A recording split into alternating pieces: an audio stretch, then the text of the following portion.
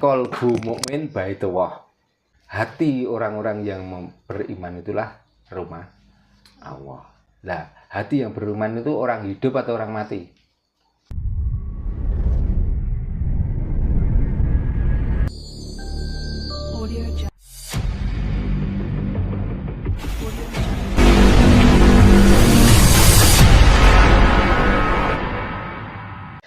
Pak, ini ada statement gini Pak Darno, Nggih. nanti bisa dijabarkan Pak ya, Nggih. bahwa Allah itu namaku, Muhammad itu wujudku, Adam itu rupaku, dan manusia itu siriku atau rahasiaku. Nggih. Nggih, monggo Pak bisa dijelaskan. Itu ciri-ciri. Oh gitu ya. Kalau namaku ya Ragil Sudarno, bukan Allah. Tapi di dalam Ragil Sudarno ada tanda-tanda kehidupan Allah. Oh. Karena Ragil Sudarno adalah hanya untuk melakukan pekerjaan Allah. Itu. Ya. Kalau Adam bukan di saya tapi di bapak saya. Oh. Kalau Nabi Muhammad di perilaku dan perbuatan saya. Sudah otomatisnya begitu ya. Ya. Ya memang begitu. Makanya kalau Allah itu aku, berarti ya wong keblinger. Oh. Tapi kalau apa yang saya kerjakan itu pekerjaan Allah, saya percaya dan saya setuju. Makanya mari kita bantu, berarti artinya kita tuh melaksanakan pekerjaan Allah. Gitu. Kita sholat, itu pun pekerjaan Allah, bukan pekerjaan kita. Gitu. Dan Allah itu bisa bersama kamu dikala umurmu masih ada. Kalau umurmu nggak ada, kamu sudah nggak bisa apa-apa. Karena Allah bekerjanya lewat umur, lewat nyawa. Lewat detik. Iya. Jawaban harus begitu tegas, nggak usah. Ini dalam artian Allah yang gaib atau Allah yang nyata Pak? Maupun yang gaib, mau yang nyata, sama saja. Karena sudah menyebutkan namaku. Nah berarti kamu kan nggak punya nama, namamu kan Allah. Iya. Secara logika. Dan itu tidak. Ya di namamu itulah ada tanda-tanda kehidupan Allah. Tanda-tanda adanya Allah. Maka apa yang kamu kerjakan itu pekerjaan Allah. Makanya dari dulu saya ajarkan, jangan pernah menyesali perbuatan masa lalu. Dan jangan pernah kamu merencanakan pekerjaan yang akan datang. Karena itu semua sudah pekerjaan Allah, sudah pekerjaan Tuhan. Kita ngomong besok, masih menunggu nanti malam tidur.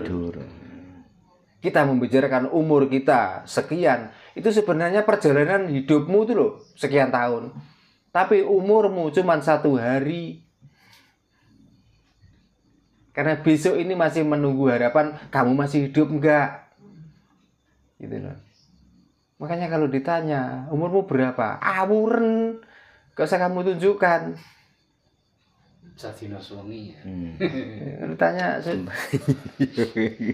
karena yang dinamakan kelahiran. Kelahiran itu bukan kita di saat keluar dari ibu, bukan itu. Jadi kelahiran itu waktu roh ditiupkan ke dalam janin. Usia kandungan 4 bulan itulah kamu itu lahir. Karena yang dinamakan lahir bukan jasad ini, tapi yang dinamakan lahir adalah roh. Makanya kalau ditanya sudah berumur berapa, itulah sesuai hitungan tanggal. Lah rohmu itu berapa ratus tahun yang lalu sudah hidup kok. Makanya kalau ditanya umur walaupun 40, ngomong 60 atau berapa. Jadi kita itu tidak dengan sengaja kita berdoa umur kita nyampe 60 tahun. Gitu loh. Lah kalau dari tahun sekian sampai sekian itu adalah perjalanan hidupmu. Yang ditakutkan kan, iya kalau besok itu kita masih ada umur, kalau enggak. Gitu loh. Jadi walaupun bahasa, kadang-kadang kita kafir itu enggak terasa. Gitu loh. Nah itulah tanda-tanda orang kegelapan. Walaupun mata kita melek, walaupun di kuping telinga kita itu mendengar. Nah untuk bisa mendapatkan pencerahan luar dan dalam, ya spirit dengan hening, hening, henung itulah yang bisa mencerahkan. Lah, mata ini hanya untuk melihat apa yang ada di alam ini supaya masuk ke hati, dan hati kita yang bisa mengolah, menimbulkan rasa. Maka dari rasa itulah kita menuntun kita untuk berbuat hal yang terbaik. Gitu. Nah, Mas, sebelum lanjut lagi, Iya. kan tadi disebutkan yang apa, meneruskan pertanyaan dari Mas Indra tadi, Iya.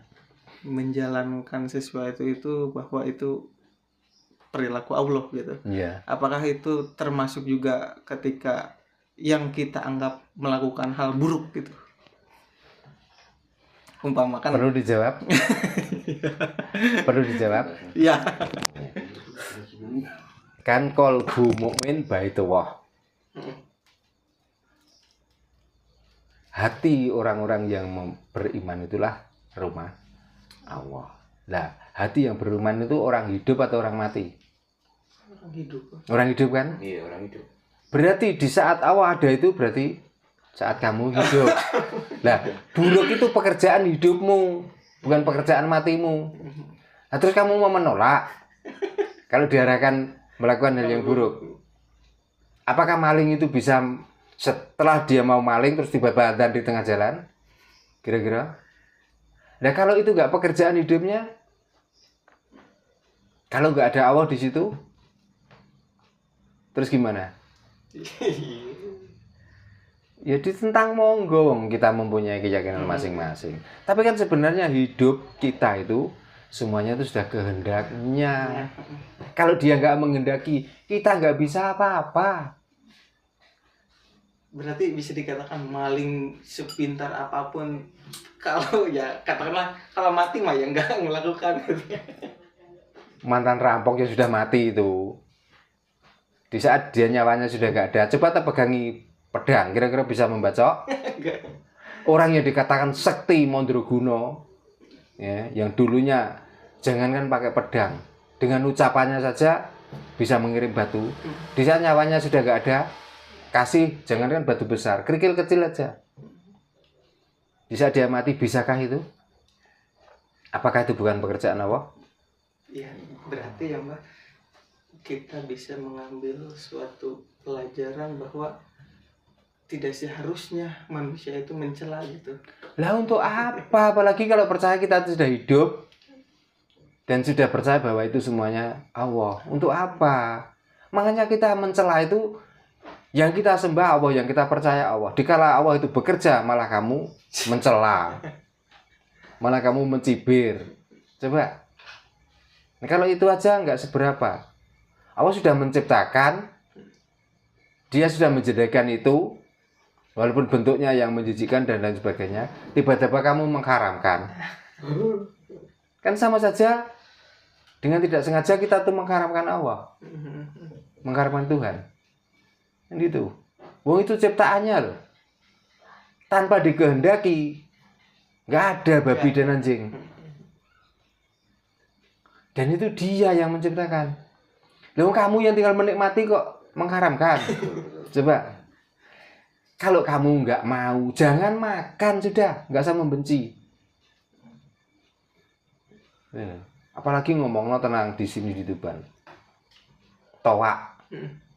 Kita nggatik. Itu kan cuma sarana media supaya bunga dari Bogor itu mengeluarkan tetesan. Itu tanpa kehendaknya, kira-kira jangan digatik. Ya.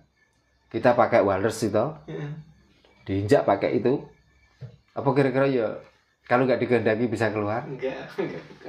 Itu sudah dikeluarkan dan itu mempunyai rasa yang khas. Kita tiba-tiba mengharam-haramkan. Jangan begitu. Kalau nggak mau minum sudah, jangan menghukumi dan menghakimi. Karena itu semua ciptaannya. Makanya ciptaan itu ada yang boleh kamu makan, ada yang bukan boleh. Ada yang kamu itu bisa makan, ada yang kamu jijik untuk memakannya.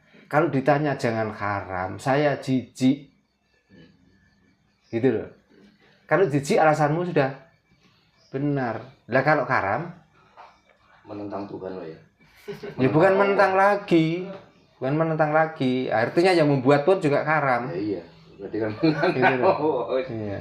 sok gawe di karam-karam. Ayo makanya sebenarnya hukum tulisan itu semuanya buatan manusia sesuai kebutuhan. Itu loh, masalahnya gini. Yaitu dikategorikan haram. Tapi di saat kita sakit parah dan membutuhkan zat itu, kenapa kok hukum itu bisa berubah menjadi halal? Kenapa? Ketentuan itu kalau ketentuan Tuhan sudah nggak bisa diubah lagi toh? Mestinya.